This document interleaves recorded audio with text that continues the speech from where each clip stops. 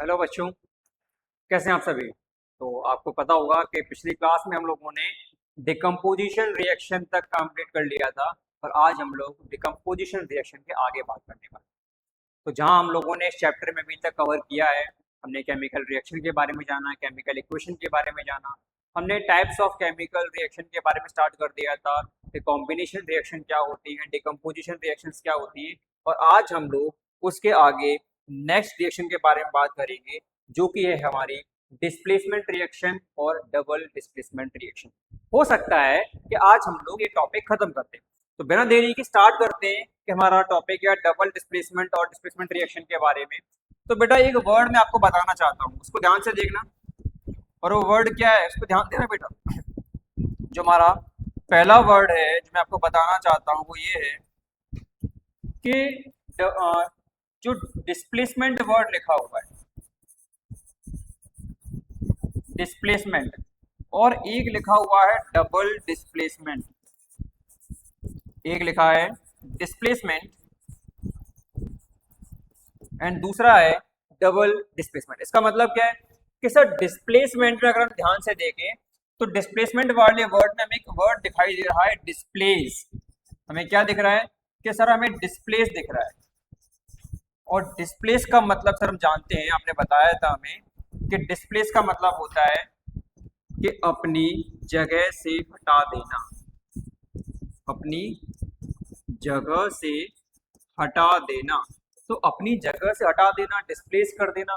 तो क्या displacement reaction में कोई अपनी जगह छोड़ रहा है या कोई किसी को अपनी जगह से हटा रहा है? तो बिल्कुल बेटा, डिस्प्लेसमेंट रिएक्शन एक ऐसी रिएक्शन है जहां पर एक एलिमेंट अपनी जगह छोड़ेगा, या फिर हम ये कह सकते हैं कि दूसरा एलिमेंट कंपाउंड में पाए जाने वाले एक एलिमेंट को अपनी जगह से हटा देगा।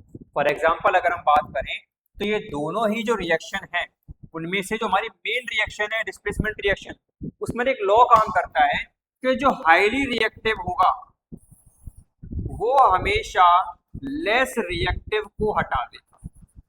हाईली रिएक्टिव लेस रिएक्टिव को अपनी जगह से हटा देगा। सिंपल सी भाषा में अगर हम बात करें, जिसकी लाठी उसकी भैंस, जिसकी लाठी उसकी भैंस। अगर हम ये कहें कि तुम में ताकत है तो तुम आ जाओ लड़ लो हमसे, हम हट जाएंगे, वरना मैं यहीं खड़ा हूं, वरना मैं यहीं खड़ा हूं, मैं नहीं हटने वाला।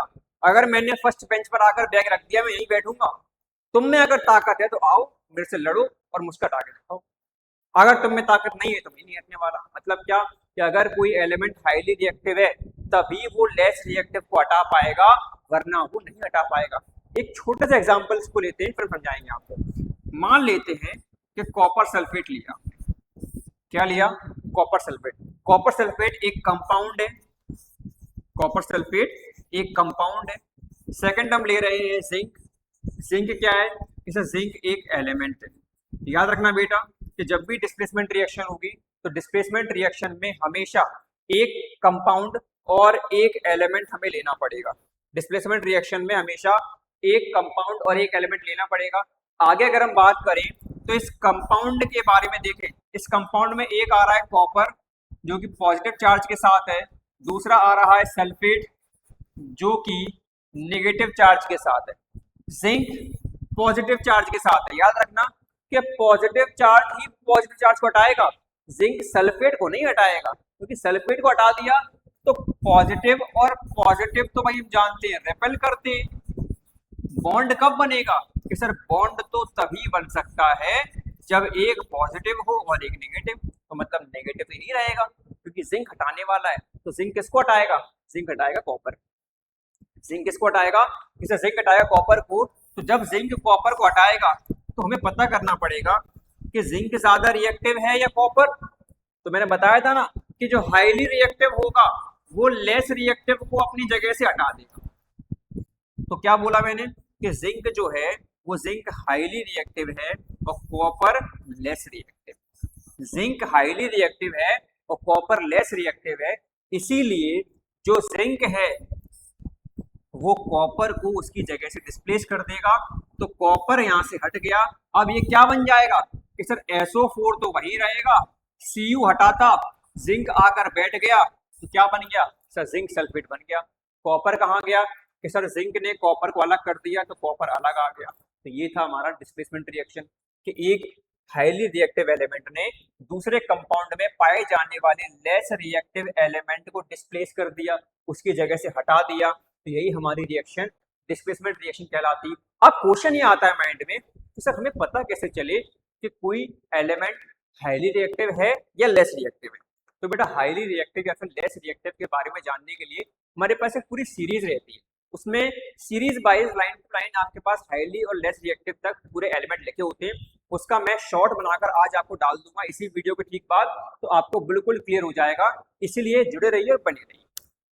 चलिए, तो डिस्प्लेसमेंट रिएक्शन तो सर हमें क्लियर हो गया, लेकिन अब हमें ये बताओ कि डबल डिस्प्लेसमेंट रिएक्शन क्या।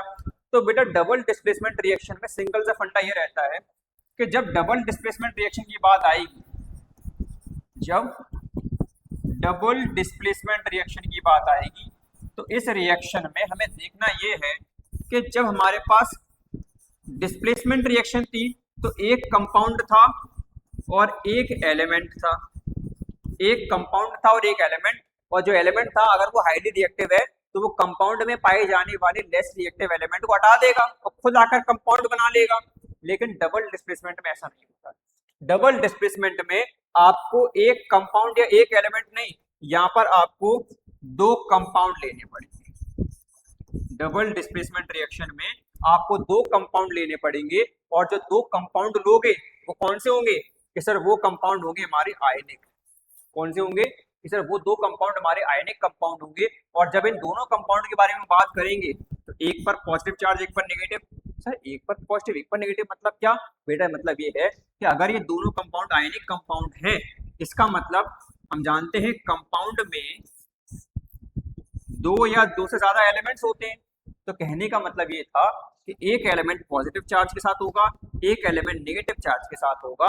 तो एक कंपाउंड में आपके पास दो एलिमेंट आए, एक पॉजिटिव चार्ज एक नेगेटिव चार्ज, फिर से एक पॉजिटिव एक नेगेटिव, तो होगा क्या, यहाँ पर ये होगा कि जो आयन्स हैं वो अपनी प्लेस को एक्सचेंज कर लेंगे।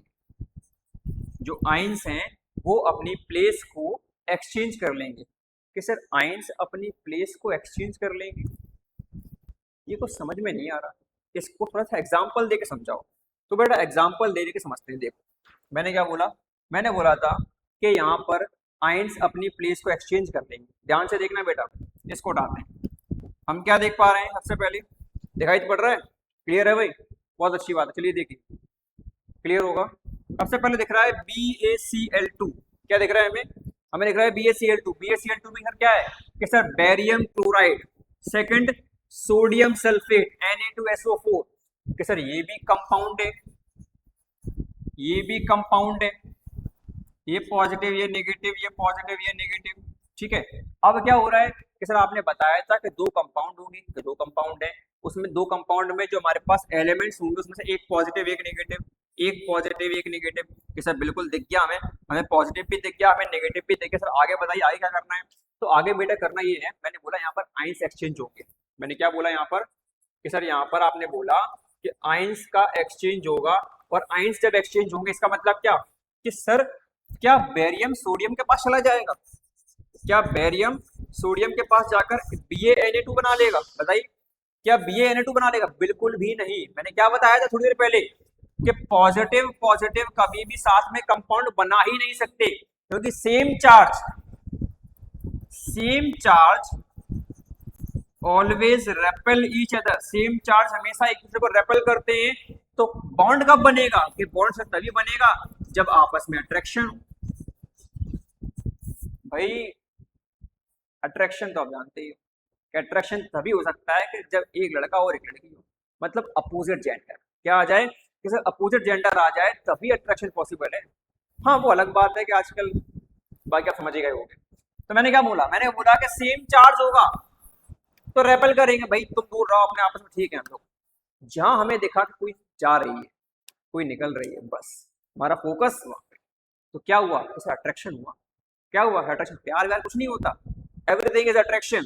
कि जो हो रहा है वो अट्रैक्शन है। कब हो रहा है अट्रैक्शन, अट्रैक्शन तब हो रहा है जब एक पॉजिटिव था और एक नेगेटिव था, अपोजिट चार्ज आए तो अट्रैक्शन होने लगा। तो मतलब Ba चला जाएगा SO4 के पास और Na चला जाएगा क्लोरीन के पास। तो BaSO4 के पास क्या पॉजिटिव नेगेटिव, तो BaSO4।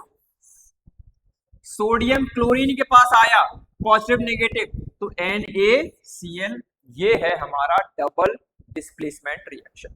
हो सकता है यहाँ तक आपको कोई डाउट ना रहा हो, फिर भी मैंने बोल रखा है, आप लोगों से डाउट रहता है, कोई भी किसी भी कंडीशन में, किसी भी टॉपिक पर, किसी भी पॉइंट में डाउट आ जाए, बेझिझक कमेंट बॉक्स में डाल देना। उसका शॉर्ट उस डाउट को क्लियर करने के लिए हम बिल्कुल बनाएंगे, डालेंगे आपके लिए, क्योंकि ये क्लास आपके लिए ही चल रही है। आगे देखते हैं, यहाँ पर दिया है लेड नाइट्रेट, पोटेशियम आयोडाइड, तो यहाँ पर क्या बना कि लेड आयोडाइड बना, पोटेशियम नाइट्रेट बना। इसी तरह से हमें यहाँ पर और रिएक्शंस दे दी गई हैं, जो कि क्या है, जो कि हमारी डबल डिस्प्लेसमेंट रिएक्शन है। तो यहाँ तक हम लोगों ने डिस्प्लेसमेंट रिएक्शन के बारे में जाना, डबल डिस्प्लेसमेंट रिएक्शन के बारे में जाना। आगे जब हम बात करते हैं तो हमें देखने को मिलता है कि सर क्या आगे हमें देखने को मिलेगा हमारी नेक्स्ट रिएक्शन, जो कि है रेडॉक्स रिएक्शन। कौन सी है सर? वो है हमारी रेडॉक्स रिएक्शन। और आपने बताया था कि सर रेडॉक्स रिएक्शन में हमें दो चीजें पढ़ने को मिलेंगी, एक हमें पढ़ने को मिलेगी ऑक्सीडेशन, दूसरी हमें पढ़ने को मिलेगा रिडक्शन। एक हमें पढ़ने को मिलेगा ऑक्सीडेशन, दूसरा हमें पढ़ने को मिलेगा रिडक्शन। तो जब ऑक्सीडेशन आ जाए, रिडक्शन आ जाए, तो उस कंबाइंड फॉर्म ऑफ रिएक्शन को रेडॉक्स रिएक्शन के नाम से जाना जाता है। एक सिंपल सी भाषा में आपको थोड़ा ट्रिक समझा देता हूं मैं। ऑक्सीडेशन मतलब क्या कि सर ऑक्सीजन का ऐड होना, हाइड्रोजन का रिमूव होना, इलेक्ट्रॉन्स का लॉस, तीन कंडीशन चलती हैं। याद रखना, ऑक्सीडेशन में आपको तीन कंडीशंस फॉलो करनी पड़ेंगी। किसी भी कंडीशन में अगर आपको ऑक्सीजन ऐड होता हुआ दिखाई दे जाए तो ऑक्सीडेशन, हाइड्रोजन रिमूव होता हुआ दिखाई दे जाए तो ऑक्सीडेशन, यह इलेक्ट्रॉन्स का लॉस होता हुआ दिखाई दे जाए, तब भी हम कह सकते हैं कि ये हमारा ऑक्सीडेशन रिएक्शन है।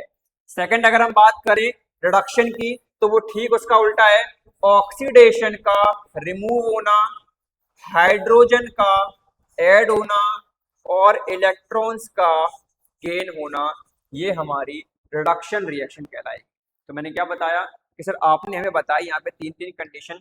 इलेक्ट्रॉन्स अगर लॉस हो रहे हैं तो ऑक्सीडेशन, इलेक्ट्रॉन गेन हो रहा है तो रिडक्शन। अगर ऑक्सीडेशन हो रहा है तो तीन कंडीशन फॉलो करनी पड़ेंगी आपको। पहली कंडीशन क्या कि सर ऑक्सीडेशन में आपने तीन कंडीशन बताई। पहली कंडीशन थी कि, ध्यान देना बेटा, दोबारा देखते हैं फटाफट से एक बार कि सर थोड़ा दोबारा समझाओ, समझ में नहीं आ रहा। ओके बेटे, देखते हैं मेरा बेटे। तो ऑक्सीडेशन, रिडक्शन, रेडॉक्स रिएक्शन दोबारा देखते हैं, कोई इशू नहीं है, आप ही के लिए क्लास चल रही है। देखिए सिंपल भाषा में मैंने बोला रेडॉक्स रिएक्शन क्या, तो रेडॉक्स रिएक्शन का सिंपल सा मतलब ये होता है कि रेडॉक्स रिएक्शन एक कंबाइंड फॉर्म है ऑक्सीडेशन और रिडक्शन का। रेडॉक्स रिएक्शन एक कंबाइंड फॉर्म है ऑक्सीडेशन और रिडक्शन का।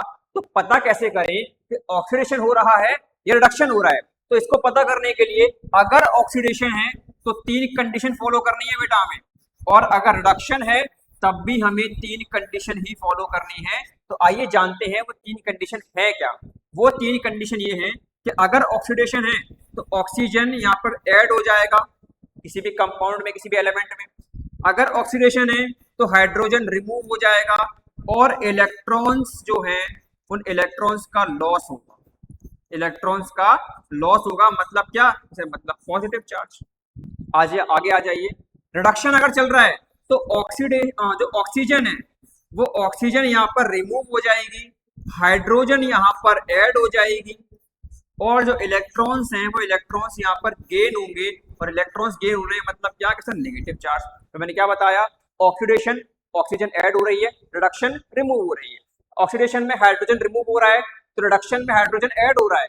ऑक्सीडेशन में जहां इलेक्ट्रॉन्स लॉस होकर पॉजिटिव चार्ज बना रहे हैं, वहीं रिडक्शन में इलेक्ट्रॉन्स गेन करके नेगेटिव चार्ज को फॉर्म कर रहे हैं। ये था एक मेजर डिफरेंस हमारे ऑक्सीडेशन और रिडक्शन में, कि ऐसे इसको पहचान सकते हैं, इसको आइडेंटिफाई कर सकते हैं। चलिए आगे देखते हैं कि अब इसका एग्जांपल ले रही है, एग्जांपल देते हैं, समझिए। पहला पॉइंट हमें क्या दिया है, ऑक्सीडेशन में गेन ऑफ ऑक्सीजन, कि हमारे पास कॉपर था, कॉपर में जैसी ऑक्सीजन मिला कॉपर ऑक्साइड बन गया, ऑक्सीजन ऐड हो गई। सेकंड HCl था, हाइड्रोक्लोरिक एसिड H और Cl से मिलकर बना था। जैसे ही इनको ब्रेक किया गया तो हाइड्रोजन अलग, क्लोरीन अलग, तो क्लोरीन से हाइड्रोजन का रिमूव होना, क्लोरीन से हाइड्रोजन का रिमूव होना, तो भी क्या सर, तो भी oxidation reaction. Loss of electrons देखो कि कॉपर था, कॉपर में क्या होता है कि सर कॉपर में 2 इलेक्ट्रॉन लॉस हो जाते हैं तो पॉजिटिव चार्ज बनता है, आयरन में 3 इलेक्ट्रॉन्स का लॉस होता है तो पॉजिटिव चार्ज बनता है, तो ये भी क्या है कि सर ये भी ऑक्सीडेशन है। आई थिंक आपको यहां से क्लियर हो गया होगा। आगे अगर हम बात करें तो सेम कंडीशन बनती है रिडक्शन में। कैसे बनेगी देखते हैं कि हाइड्रोजन था, ऑक्सीजन था, ऑक्सीजन में हाइड्रोजन ऐड हो गया, ऑक्सीजन में हाइड्रोजन ऐड हो गया, तो हाइड्रोजन का ऐड होना इसे रिडक्शन। H2O था, H2O को ब्रेक किया गया by the process of electrolysis. कौन सा electrolysis? Sir electrolytic decomposition reaction, याद आ गया होगा आप लोगों को, इलेक्ट्रिसिटी पास करवाकर तोड़ते हैं कंपाउंड को यहाँ पर। तो H2O को जब तोड़ा गया तो हाइड्रोजन अलग, ऑक्सीजन अलग, मतलब इसमें से ऑक्सीजन रिमूव कर दी गई, और ऑक्सीजन रिमूव कर देना मतलब क्या, मतलब रिडक्शन।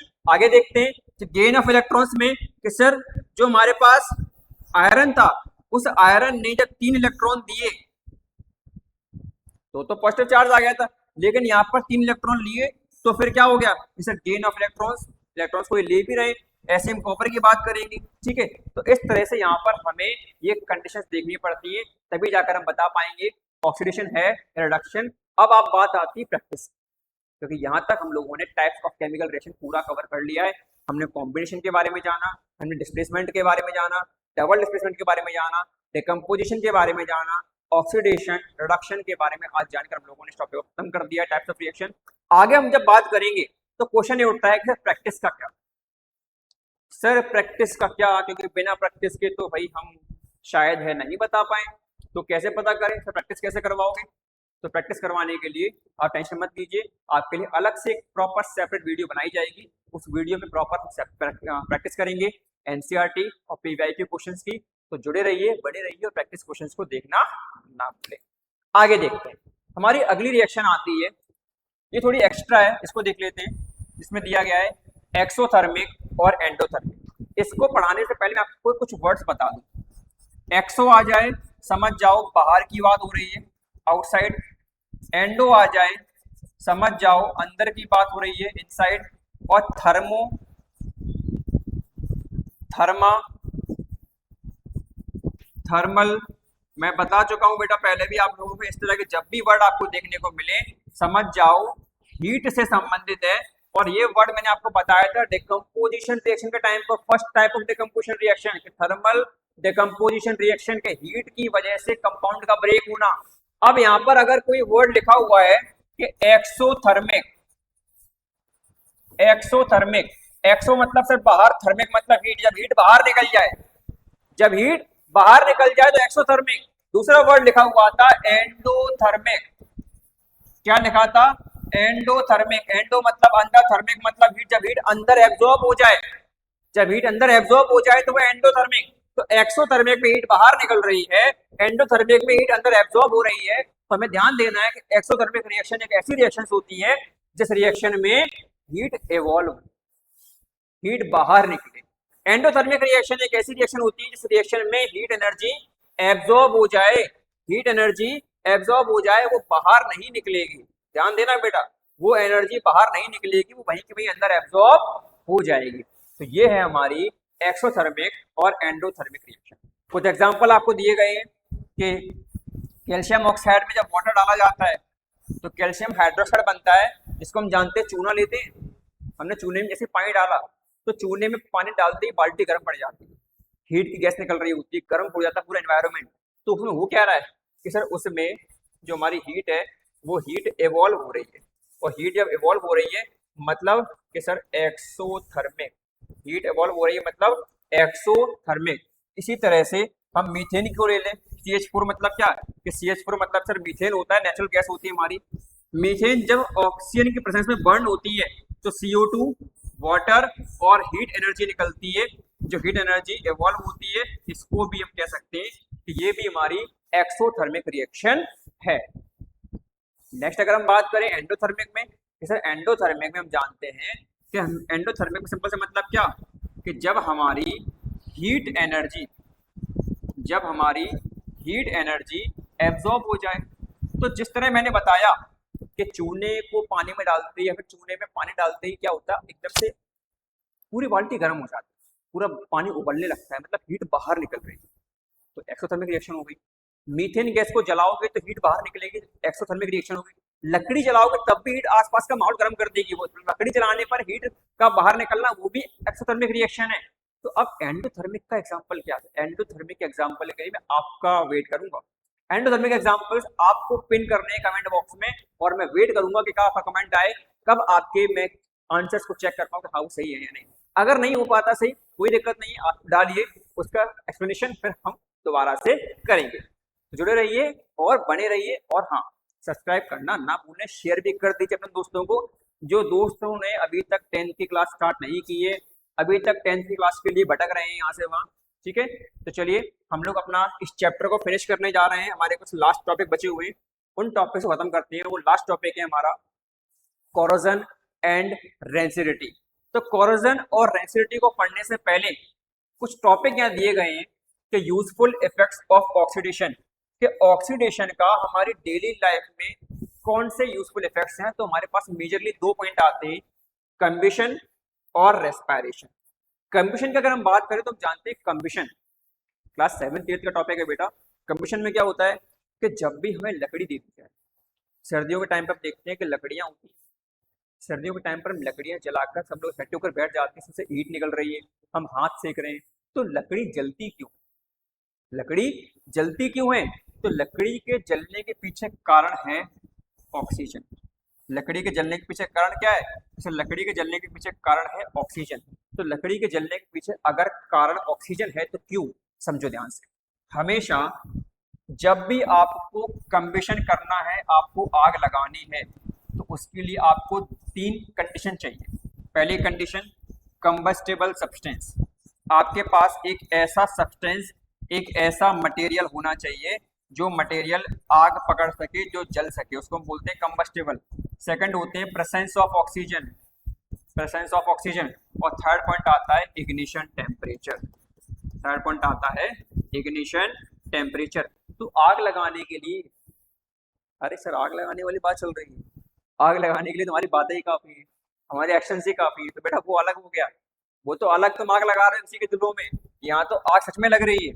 तो आग लगाने के लिए हमें ऑक्सीजन चाहिए, मोस्ट इम्पोर्टेंट, और हमें कंबस्टेबल सब्सटेंस चाहिए, ये भी मोस्ट इम्पोर्टेंट है, कि बिना लकड़ी के आग लगा ही नहीं पाओगे। तुम लोहे को लेकर बैठ जाओ, लगे माचिस जलाने में लगेगी ही नहीं आग, क्योंकि वो कंबस्टेबल है ही नहीं। आ रहा समझिए ना, तुम ईंट को लेकर बैठ जाओ कि सिर्फ ईंट में आग लगा रहे हैं, पत्थर में आग लगा रहे हैं, नहीं लगेगी, क्योंकि वो कंबस्टेबल है ही नहीं। कपड़ा ले लो, लकड़ी ले लो, प्लास्टिक ले लो, पॉलिथीन ले लो, केरोसिन ऑयल ले लो, फ्यूल ले लो, कोयला ले लो, इन सब में आग लग जाएगी। क्यों? क्योंकि ये कंबस्टेबल सब्सटेंस है। सेकंड, ऑक्सीजन की प्रेजेंस होना चाहिए। अगर ऑक्सीजन की प्रेजेंस नहीं है तो नहीं जलेगी। आप लोगों ने एक एक्टिविटी देखी होगी अपनी छोटी छोटी क्लासेस में, कि कैंडल होती है, उस कैंडल को, जलती हुई कैंडल के ऊपर हमने क्या रख दिया? हमने जार रख दिया। तो कैंडल कुछ टाइम बाद बुझ जाती है। क्यों बुझ जाती है? जैसे जलती हुई कैंडल के ऊपर जार रखने के बाद कुछ टाइम बाद जब बुझ जाती है, उसका मतलब होता है कि अंदर जो ऑक्सीजन थी वो ऑक्सीजन खत्म हो गई, तो वो बुझ गई। तो मतलब क्या? तो मतलब ये है कि बेटा ऑक्सीजन के बिना आग नहीं लग सकती, ऑक्सीजन के बिना आग नहीं लग सकती। तो लकड़ी, कोयला, कपड़ा, कुछ भी ले लो, वो तो चाहिए ही चाहिए। इसके साथ साथ ऑक्सीजन भी इंपॉर्टेंट है। तो ऑक्सीजन की इंपॉर्टेंट मतलब क्या? कि उस कंबस्टेबल सब्सटेंस में, उस कंबस्टेबल सब्सटेंस में जब आग लगने की रिएक्शन हुई तो क्या ऐड किया गया? इसे ऑक्सीजन ऐड किया गया। जब ऑक्सीजन ऐड किया गया तभी वो जलना स्टार्ट हुआ। तो कंबशन के लिए, कंबशन के लिए, आग लगाने के लिए ऑक्सीडेशन क्यों इंपॉर्टेंट है? तो ऑक्सीडेशन इसलिए इंपॉर्टेंट है क्योंकि कंबशन में, आग लगाने में ऑक्सीजन को ऐड किया जाता है। बिना ऑक्सीजन के आग लगाना पॉसिबल नहीं है, तो इसीलिए ये एक ऑक्सीडेशन रिएक्शन कहलाती है। सेकंड, अगर हम बात करें रेस्पायरेशन की, तो बेटा हम लोग जानते हैं कि रेस्पायरेशन मतलब क्या? कि हमारी बॉडी में न्यूट्रिएंट्स के द्वारा एनर्जी बनना, या फिर हम ये कह सकते हैं कि ग्लूकोज के द्वारा एनर्जी बनना। ये कैसे होता है सर? ये ऐसे होता है कि जब हम खाना खाते हैं तो जो हमारा फूड मटेरियल है, जो हमारा फूड मटेरियल है, वो फूड मटेरियल क्या होता है? कि सर वो फूड मटेरियल डाइजेस्ट होता है, वो फूड मटेरियल डाइजेस्ट होता है, डाइजेस्ट होने के बाद जो न्यूट्रिएंट्स हैं वो ग्लूकोज के फॉर्म में स्मॉल इंटेस्टाइन से कहाँ जाएंगे, तो स्मॉल इंटेस्टाइन से विलीज के माध्यम से सेल में चले जाएंगे। कहाँ चले जाएंगे, इसे स्मॉल इंटेस्टाइन से विलीज के माध्यम से सेल में चले जाएंगे। और जब वो सेल में जाएंगे तो क्या होगा कि सर जब वो सेल में जाएंगे तो सेल में वो ग्लूकोज के फॉर्म में गए, ग्लूकोज दो पार्ट में ब्रेक हुआ, पायरोवेट किसमें ब्रेक हुआ, सर पायरोवेट में ब्रेक हुआ। और अब ये पायरोवेट जब सेल के अंदर कहाँ पहुंचेगा, कि सर सेल के अंदर पहुंचेगा ये माइटोकॉन्ड्रिया में। कहाँ पहुंचेगा कि सर ये पहुंचेगा माइटोकॉन्ड्रिया में। तो माइटोकॉन्ड्रिया में ऑक्सीजन जब इस पायरोवेट से ऐड हुई, ऑक्सीजन जब इस पायरोवेट से ऐड हुई तो इनका एक रिएक्शन हुआ, उस रिएक्शन से CO2 गैस निकली और एनर्जी निकली, CO2 गैस निकली और एनर्जी निकली। मतलब क्या, कि मतलब बेटा ये है कि रेस्पिरेशन में जब न्यूट्रिएंट्स या ग्लूकोज के माध्यम से आप लोग एनर्जी बनाते हो अपने शरीर में, तो एनर्जी बनाने के लिए हमें ऑक्सीजन चाहिए। तो मतलब ग्लूकोज के उस मॉलिक्यूल में जब ऑक्सीजन ऐड होती है तभी एनर्जी बनती है। अच्छा सर, मतलब पायरोवेट में ऑक्सीजन का ऐड होना मतलब ऑक्सीडेशन होना, तभी एनर्जी बन रही है, तभी एनर्जी बन रही है। तो इसका मतलब हम कह सकते हैं कि रेस्पिरेशन प्रोसेस में भी ऑक्सीजन ऐड हो रही होती है। तो रेस्पिरेशन भी एक ऑक्सीडेशन प्रोसेस है कि रेस्पिरेशन में एनर्जी बनाने के लिए हमें ऑक्सीजन चाहिए, तो that is also an oxidation process. वो भी कौन सी रिएक्शन है कि सर ये भी एक ऑक्सीडेशन रिएक्शन है। आई थिंक आपको यहाँ तक क्लियर हो गया होगा कि ऑक्सीडेशन कंबशन में और रेस्पिरेशन में कैसे हेल्प करती है। आगे अगर हम बात करें तो इस चैप्टर की एंडिंग है जहाँ पर हम लोग कोरोजन के बारे में बात करेंगे, हम लोग रेंसिडिटी के बारे में बात करेंगे और फिर हमारा ये चैप्टर खत्म, हमारी ये फर्स्ट चैप्टर की फर्स्ट जर्नी खत्म। फिर हम स्टार्ट करेंगे second chapter, second journey, second concept, और भी नई चीज़ें आ जाएंगी, नई नई लिंक्स आ जाएंगी। तो उसके लिए भी भैया हमें कहीं जाना नहीं है, जुड़े रहना है और अपने दोस्तों को भी शेयर कर देना है। तो लास्ट के 2 टॉपिक हैं, स्टार्ट करते हैं कोरोजन। कोरोजन मतलब क्या, कि सर कोरोजन मतलब क्या बताइए, कोरोजन मतलब क्या। तो बेटा कोरोजन का सिंपल सा मतलब है कि जब, कोरोजन का सिंपल सा मतलब क्या कि सर जब एटमॉस्फेयर में मौजूद मॉइस्चर और ऑक्सीजन की प्रेजेंस में आकर हमारे मेटल्स खराब होने लगे, उनकी ऊपर की लेयर खराब होने लगे, वो उनकी स्ट्रेंथ कमजोर पड़ जाए, वो कमजोर हो जाए, वो टूटने लगे, बिखरने लगे, खराब हो जाए, डिकम्पोज हो जाए। तो सर इतना सब कुछ हो रहा है, बिल्कुल हो रहा है। कोरोजन का सिंपल सा मतलब ये है बेटा कि जब ऑक्सीजन और वाटर वेपर या वाटर या मॉइस्चर के प्रेजेंस में कोई मेटल आता है तो वो मेटल की ऊपर की लेयर खराब होने लगती है, वो मेटल ऊपर से सड़ने लगता है, खत्म होने लगता है, उसकी ताकत खत्म हो जाती है। इसी कंडीशन को कोरोजन कहा जाता है। अगर हम सिंपल से एग्जांपल ले लें कि आयरन ले लें, लोहा लिया, अब लोहे को जब लेते हैं तो लोहे में क्या होता है कि सर लोहे को हम छत पे छोड़ते हैं, तो लोहे को अगर छत पे छोड़ दिया जाता है तो लोहा छत पर छोड़ने से जब ऑक्सीजन मिली हवा में से, जब मॉइस्चर मिला, उसको नमी मिली हवा में से, तो इन सब से रिएक्ट करके लोहे के ऊपर जंग लगने लगती है, लोहा कमजोर पड़ जाता है, लोहा खोखला होने लगता है, लोहा टूटने लगता है। अच्छा, तो क्या ये कोरोजन है? बिल्कुल कोरोजन है। लेकिन वो ब्राउन ब्राउन लेयर क्या थी, वो ब्राउन ब्राउन लेयर कहलाती है रस्ट। क्या कहलाती है कि सर वो ब्राउन लेयर कहलाती है रस्ट, और इस प्रोसेस को हम बोलते हैं रस्टिंग। इस प्रोसेस को हम क्या बोलते हैं? रस्टिंग। इसका फॉर्मूला बेटा बहुत पूछा जाता है, इसका फॉर्मूला बहुत आता है कि जब आयरन ऑक्सीजन और वाटर के कांटेक्ट में आया तो क्या बनाया उसने? उसने बनाया फेरस ऑक्साइड। क्या बनाया? उसने बनाया फेरस ऑक्साइड, और यही हमारा कोरोजन कहलाता है। अब होता क्या है सर, अगर भाई कोरोजन कहलाता है तो रस्टिंग वाला वर्ड कहाँ से आया? तो बेटा रस्टिंग कोई स्पेशल वर्ड नहीं है, इसका मतलब सिंपल सा ये है कि अलग अलग जो हमारे मेटल्स हैं, उन अलग अलग मेटल्स में जब कोरोजन होता है तो अलग अलग मेटल्स में होने वाले कोरोजन के अलग अलग नाम दे दीजिएगा, बस इतना सा है। आयरन अगर खराब हो रहा है तो रस्टिंग कह दिया। ऐसे ही अगर हम बात करें कॉपर की, जब कॉपर में कोरोजन होता है, कॉपर खराब होता है, तो इसका कलर क्या हो जाता है सर? इसका कलर हो जाता है ब्लैक। ठीक है, क्या हो जाता है सर, इसका कलर हो जाता है ब्लैक। आगे अगर मैं बताऊं आपको कि जो सिल्वर होती है वो सिल्वर को अगर हम देखते हैं कि चांदी की अंगूठी वगैरह वगैरह पहने हो, या मम्मी वगैरह चांदी की पायल जो पहनती है, वो लगातार ऑक्सीजन की और नमी के कॉन्टेक्ट में आती रहती है, ऑक्सीजन और पानी के कॉन्टेक्ट में, तो वो धीरे धीरे काली पड़ने लगती है, उसका शाइन खत्म होने लगती है, वो काली पड़ने लगेगी। तो चांदी का काला पड़ना ये भी कोरोजन है, ये भी क्या है सर, ये भी एक कोरोजन है। इससे भी हमारी चांदी क्या हो जाएगी, खराब हो जाएगी। और अगर हम बात करें कि सर कॉपर में एक कंडीशन और आती है कि जो कॉपर के वायर होते हैं, जो एसी वगैरह में लगे होते हैं या फिर और भी कहीं लगे होते हैं, उनके ऊपर एक ग्रीन कलर की लेयर बन जाती है, उनके ऊपर एक ग्रीन कलर की लेयर बन जाती है जिसको हम बोलते हैं कॉपर कार्बोनेट। ठीक है, तो उस ग्रीन कलर की लेयर का बनना ये भी कॉपर का कोरोजन है, कॉपर खराब हो रहा है यहाँ पर। तो अलग अलग मेटल्स में अलग अलग कंडीशंस आती हैं। ठीक है, इसमें अगर हम बात करें तो जब अलग अलग मेटल्स में अलग अलग कंडीशन बन रही थी, वो खराब हो रहे थे, तो उनको अलग अलग नाम दे दिया गया। इसमें सबसे मेन कॉमन नाम क्या था, जैसे हमारा आयरन था। आयरन जब खराब हो रहा होता है तो उसको हम बोलते हैं रस्टिंग, इसका कलर होता है ब्राउन। कॉपर में रस्टिंग लगती है, फिर कॉपर जब कोरोजन होता है कॉपर में, उसमें ग्रीन कलर की लेयर बन जाती है, सिल्वर में ब्लैक लेयर बन जाती है। और भी किसी मेटल का अगर आपको जानना हो तो बेटा क्या करना है, फिर कमेंट करना है और आप बता दोगे हमें। आगे इसके अगर हम बात करें तो क्या देखेंगे कि सर इसके आगे अगर हम बात करें तो हमारे पास लास्ट पॉइंट ही बच रहा है, और वो लास्ट पॉइंट क्या है सर, लास्ट पॉइंट हमारा है क्या सर, वो लास्ट पॉइंट हमारा है रेंसिडिटी। और रेंसिडिटी के लिए क्या करना है कि सर, रेंसिडिटी के लिए हमें करना ये है कि अगर हम बात करें रेंसिडिटी की, तो रेंसिडिटी का सिंपल सा मतलब ये हो जाता है कि जब भी हम किसी भी ऐसे पैकेट के बारे में बात करें, जब भी हम किसी भी ऐसे पैकेट के बारे में बात करें, बेटा 2 मिनट रुकना, मैं अभी आ रहा है बस।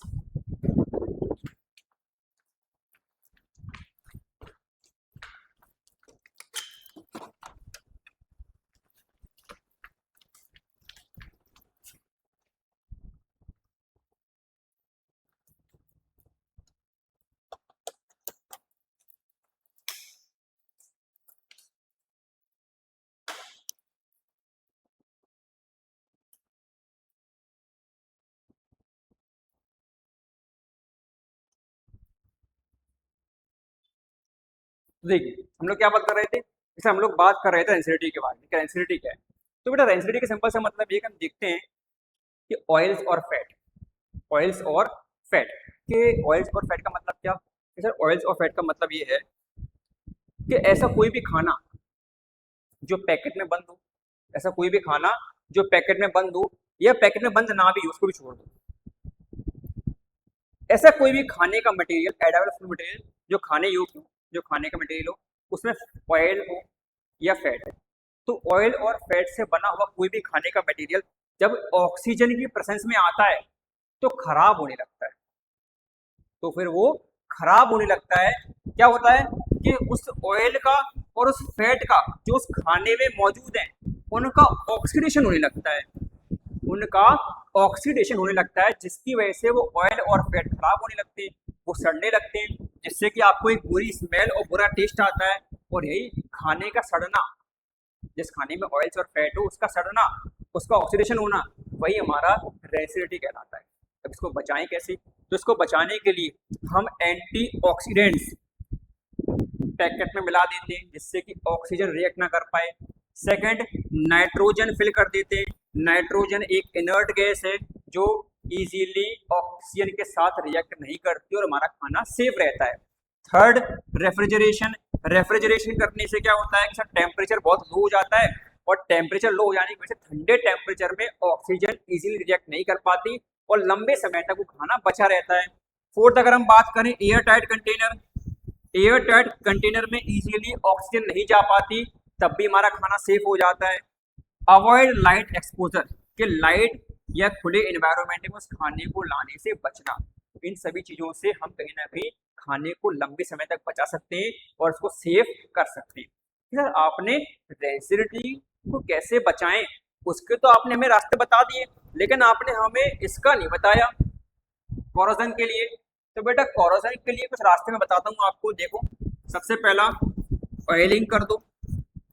उस मेटल पे अगर आप ऑयल की एक लेयर बना दोगे तो वो ऑयल की लेयर बनने से, मान लो कि ये हमारा मेटल है, ये क्या है, हमारा मेटल है, इसके ऊपर मैंने क्या कर दी कि सर इसके ऊपर आपने ऑयल की एक लेयर बना दी, तो क्या डायरेक्टली ऑक्सीजन इसके कांटेक्ट में आ पाएगी कि सर नहीं आ पाएगी। पहले ऑयल आएगा, उसके नीचे क्या है मेटल है, तो डायरेक्टली ऑक्सीजन मेटल के कांटेक्ट में नहीं आ पाएगी, तो हमारा कोरोजन नहीं होगा। तो ऑयलिंग कर दो, पेंट कर दो, पेंट की भी लेयर बीच में आ जाएगी, तो ऑक्सीजन डायरेक्टली मेटल पर रिएक्ट नहीं कर पाएगी। इसके अलावा आप ग्रीस कर सकते हो, ठीक है। सेकंड, आपको एक प्रोसेस का नाम याद होगा, गैल्वेनाइजेशन।